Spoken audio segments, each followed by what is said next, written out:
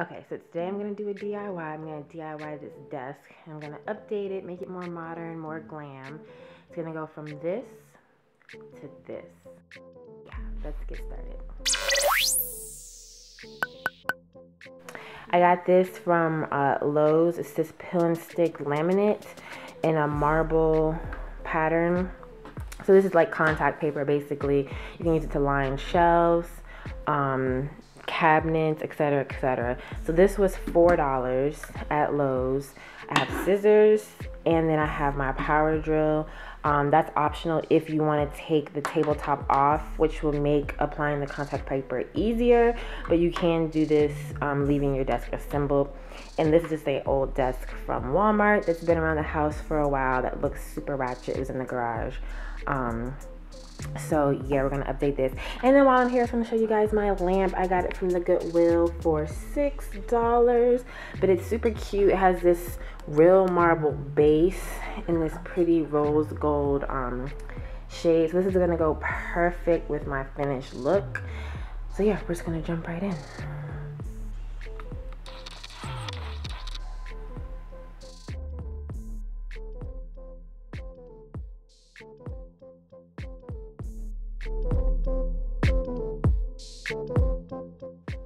Okay, so depending on the size of your desktop will determine how you're going to lay out your desk on the contact paper. So you can see here that if I do it the long way, where I can avoid having any seams, there's not enough contact paper on either side of the desk for me to be able to fold it over. So I'm going to have to take it and do it the short way, and basically I will have two pieces of contact paper that I will lay down, and they will connect in the middle with a seam. But don't worry, it's gonna look seamless. You're not gonna see the seam. So if you do have to do it this way, it's still gonna turn out and look really good. So a very important step in this process is making sure your surface is clean. You don't want any dust or debris or anything on there that will cause bumps or lumps or air bubbles underneath your contact paper. You want it to lay down and be super smooth as possible. So I just clean my desktop with some spick and span. In the contact paper that I cut out, and I'm going to pull it away from the backing and then lay it down on the desk. Now this is repositionable, so if you lay it down and it's not exactly right, you can always pull it up and re-stick it. That is a really nice feature of this paper. So basically I'm laying it down, making sure that I have enough overlapping on the edges that I will be able to fold it over. And then I'm taking a plastic card, a credit card, a gift card, whatever, and I'm just using that to smooth the contact paper down as I pull the backing away. So if you ever put on a screen protector on your phone, it's pretty much the same kind of concept.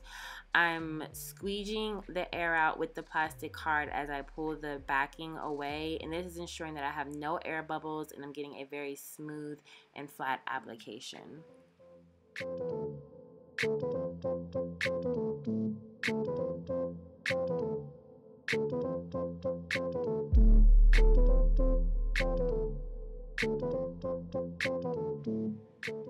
And now when you flip it over, you want to basically take that leftover paper and you want to pull up, and then you will lay it down. So pulling it up just ensures that it has a nice taut application around the corners. There's no air bubbles or anything crazy like that. And then you just lay it down. You can use the card to smooth out any bubbles, but just make sure you pull up and then lay it down. You're basically stretching the contact paper over the corners of the desk.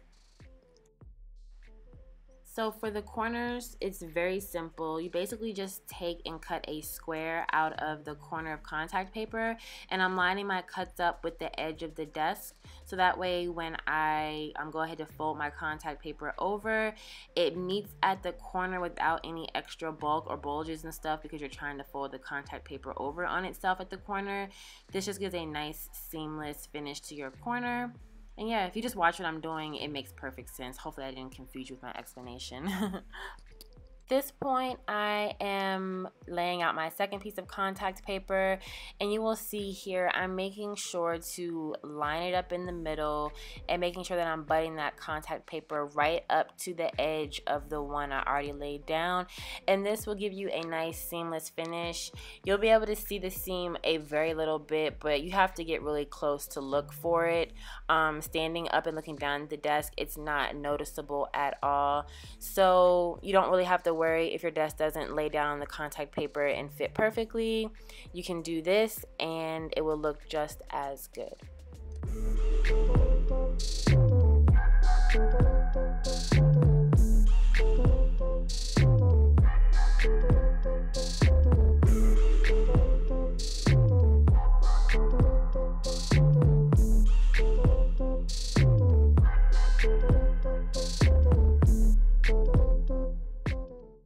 Okay, so this is the finished desktop. You can see everything looks really smooth and neat and has very clean and sharp edges, which is what you want. You don't want it to look like you put contact paper on your desk.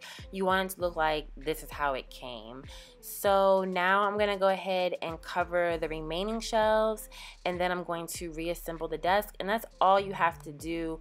You can spray paint the legs of the desk. That's an option if you want them to be a different color than whatever they already are. I left mine silver because I'm definitely doing like a mixed metal look in my office space here, but you can always spray paint everything so it's all the same color if you want.